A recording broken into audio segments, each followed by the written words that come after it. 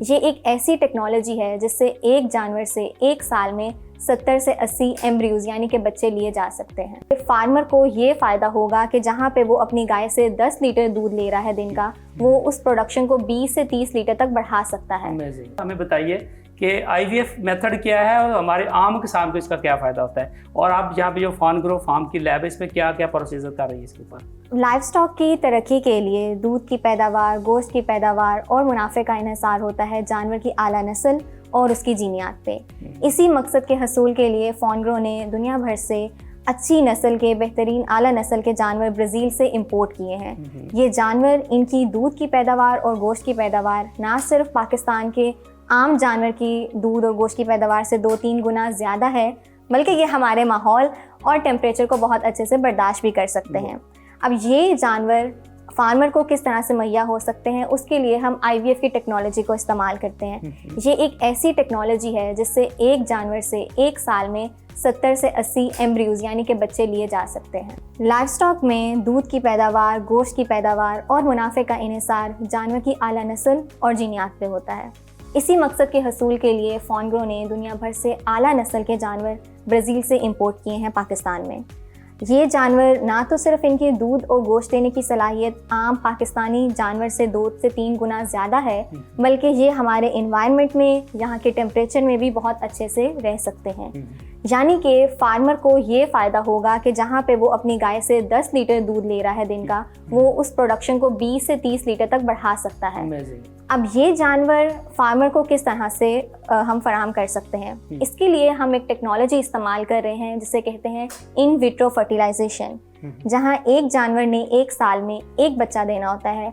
हम IVF की technology को इस्तेमाल करके एक जानवर से लेबॉर्ट्री में उसके 70 से 80 एम्ब्रियोज बना सकते हैं, और ये एम्ब्रियोज बहुत कम दाम पे फार्मर को फराहम कर सकते हैं। ठीक है, तो हाजी साहब इसमें बताइए कि आम किसान किस तरह आपसे रब्ता कर सकते हैं और इसके ऊपर उनका कितना एक्सपेंडिचर इसके ऊपर उनका आएगा।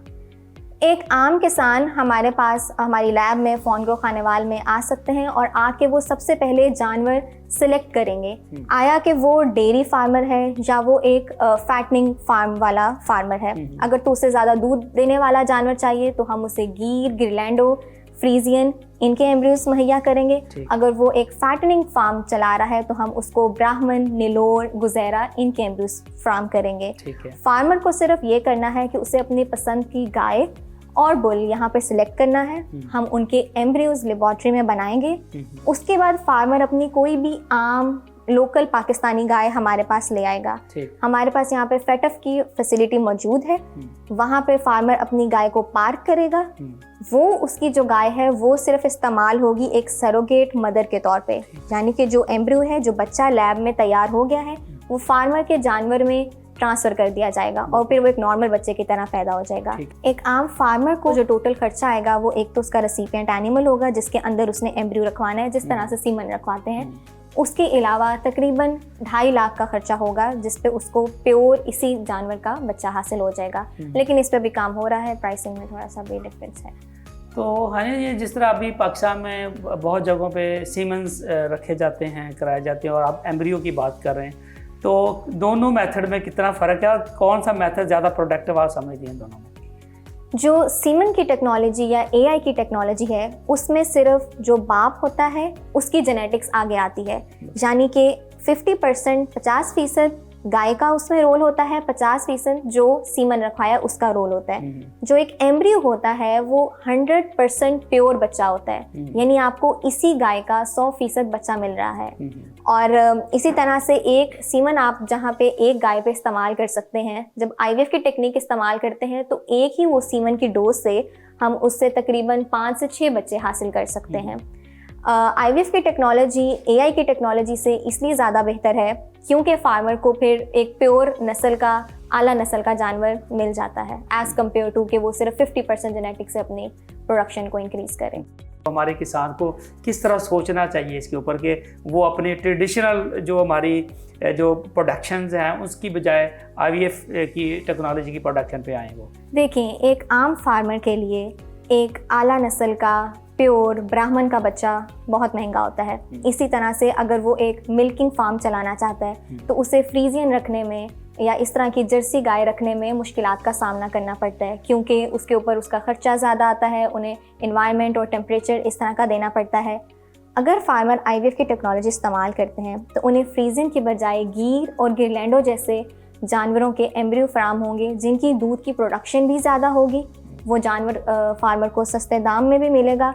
इसके अलावा उसके ऊपर इतनी मेहनत नहीं करनी पड़ेगी, इतना खर्चा नहीं करना पड़ेगा जैसे उसे फ्रीजियन या इस तरह की गायों पे करना पड़ता है। इसी तरह से अगर एक फैटनिंग वाला जानवर है तो जहाँ पे एक फार्मर ने 10 से 20 लाख का जानवर ख़रीदना है, नीलोर का, पेंटेड नीलोर का, ब्राह्मण का, वो वहीं पे बहुत सस्ते दामों में यानी कि 2.5 से 2.5 लाख में एक उसका प्योर बच्चा IVF की टेक्नोलॉजी को इस्तेमाल करते हुए हासिल कर सकता है। अमेजिंग जी। तो नाज़रीन, आज आपने देखा कि IVF टेक्नोलॉजी जो है हमारे किसान के लिए कितनी इम्पॉर्टेंट है। दुनिया में जितने एनिमल्स रखे जाते हैं, हम उनसे डबल और 3 गुना ज़्यादा एनिमल रख के भी उतनी मिल्किंग प्रोडक्शन नहीं ले पा रहे। लेकिन अगर हम इस तरह की हाई वैल्यूड और हाई प्रोडक्टिव एनिमल्स पे जाएंगे, इससे ना सिर्फ ये है कि हमारे मुल्क की अपनी ज़रूरत पूरी होगी, बल्कि हम बहुत सा जो पैसा ज़र मुबादला हम बहुत हाई प्रोडक्टिव एनिमल को इंपोर्ट करने में लगाते हैं, उसमें भी बहुत ज़्यादा खातिर खा हम उसमें भी जो है ना कमी ला सकते हैं।